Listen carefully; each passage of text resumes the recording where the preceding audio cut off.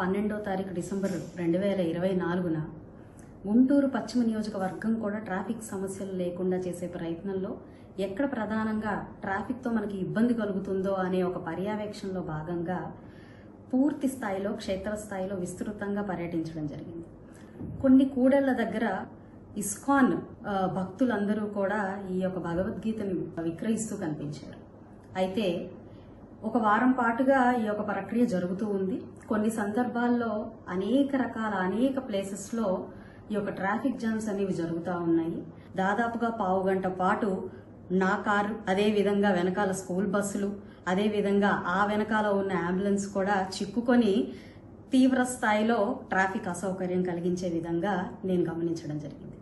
దీన్ని దృష్టిలో పెట్టుకుని వారి వద్దకు వెళ్లి పిలిచి, ఇలా ట్రాఫిక్ అంతరాయం కలిగించేలాగా మీరు చేసే ఈ పని కాకుండా పక్కన ఒక చిన్న స్టాల్ని ఏర్పాటు చేయిస్తాను, అక్కడ ఈ పవిత్ర గ్రంథాన్ని మీరు విక్రయం చేస్తే చాలా బాగుంటుంది. ధర్మ పరిరక్షణ కోసం, దాన్ని విస్తృతంగా ప్రచారం కోసం చేసే పని ఎంతో సమర్థవంతమైనప్పటికీ కూడా ఈరోజు ఇలా ట్రాఫిక్ ఇబ్బంది కలిగించే విధంగా, మనని ఇంకొక నలుగురు ప్రశ్నించే విధంగా ఉండకూడదు అనే ఒక ప్రయత్నంలో భాగంగా వారిని పిలిచి ప్రశ్నించడం జరిగింది.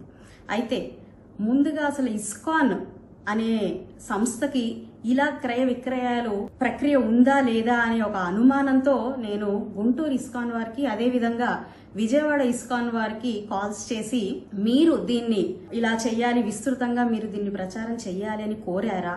రాష్ట్రంలో పలు ప్రాంతాల్లో ఇలా జరుగుతుంది అని నా దాకా వచ్చాయి, ఇది మీ యొక్క ఇనిషియేషనా అని చెప్పి నేను వాళ్ళని అడగడం జరిగింది. వారు పూర్తిగా ఇది మాకు సంబంధం లేని విషయము, మేము ఎప్పుడూ కూడా ఇలాగా క్రయ విక్రయాలు చేయమని చెప్పలేదు. అక్షయ పాత్ర వారికి కూడా ఎన్నో రకాలైన కాల్స్ వస్తున్నాయి, ఇది చాలా తీవ్ర మనస్తాపానికి చెందించే విషయంగా ఉంది, ఇది కరెక్ట్ పద్ధతి కాదు అని చెప్పి వారికి కూడా ఎంతో మంది అడిగి తెలుసుకున్న పరిస్థితి ఉంది అని చెప్పి వారు కూడా బాధపడడం జరిగింది. ఈ అన్నిటినీ మనసులో పెట్టుకుని, దృష్టిలో పెట్టుకుని ఆ రోజు ఏదైతే ఉందో ఒక కూడలిలో వారిని పిలిచి, మీరు చేస్తున్న ఈ ప్రక్రియ సమంజసమేనా?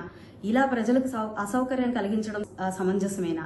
మన ధర్మం ఇదేనా మనకి నేర్పిస్తున్నది అని చెప్పి వాళ్ళని ప్రశ్నించడం జరిగింది.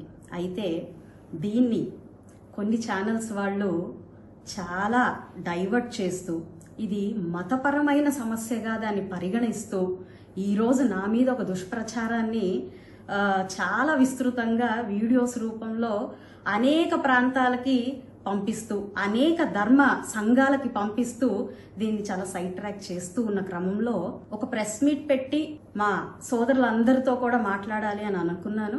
అయితే మా యొక్క హస్బెండ్ మాలధారణ చేసి ఆ విరమణలో భాగంగా శ్రీశైలం రావాల్సి వచ్చిన నేపథ్యంలో డైరెక్ట్గా మీడియా మిత్రులతో మాట్లాడలేని పరిస్థితుల్లో ఈ యొక్క వీడియోని మీ ముందుకు తీసుకొస్తున్నాను.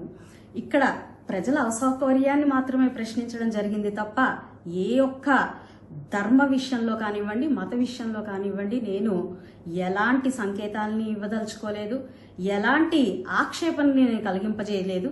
అయితే ఇస్కాన్తో నాకున్న అనుబంధం చాలా పవిత్రమైనది, గొప్పది, చాలా లోతైనది. నా ఫస్ట్ జీతం కూడా నేను ఇస్కాన్ వారికి అందించడం జరిగింది. అదేవిధంగా మా యొక్క ధార్మిక కార్యక్రమాలు మీరు చూస్తే ఎన్నో రకాలైన గుళ్ళు కట్టించడం, ఎన్నో రకాలైన పూజా కార్యక్రమాల్ని మేము నిర్వర్తించడం, కార్తీక దీపోత్సవాల పేరుతో, దసరా సంబరాల పేరుతో మన సంస్కృతిని, మన మతాన్ని, మన ధర్మాన్ని కాపాడే ప్రయత్నాలు ఎన్నో రకాలుగా మా కుటుంబం మొత్తం కూడా ఎప్పుడు నిరంతరం అందులోనే ఉంటుంది. అయితే మా కుటుంబ నేపథ్యం అంటే మా చిన్నతనం నుంచి కూడా నన్ను తీసుకుంటే మా తండ్రి గారు కొన్ని వందల మందికి గురువుగా ఉన్నారు, హిందూ ధర్మాన్ని ముందుకు తీసుకెళ్తూ తత్వబోధలో నిమగ్నమై ఉన్నారు.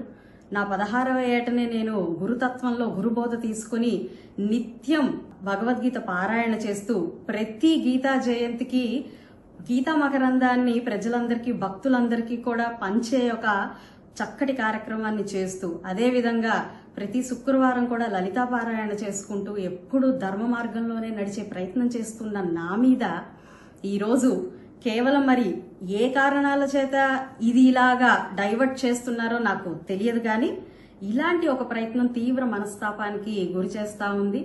ధర్మ మార్గంలో ప్రయాణించాలి, ధర్మాన్ని ముందుకు తీసుకెళ్లాలి అని చెప్పి నిరంతరం మనసులో ఉంచుకుని అదే పద్ధతిలో వ్యవహరిస్తున్న మాలాంటి మా కుటుంబం లాంటి వాళ్ళ మీద ఈ రోజు ఇలా నిందలు మోపడం అనేది నిజంగా చాలా బాధాకరమైన విషయం.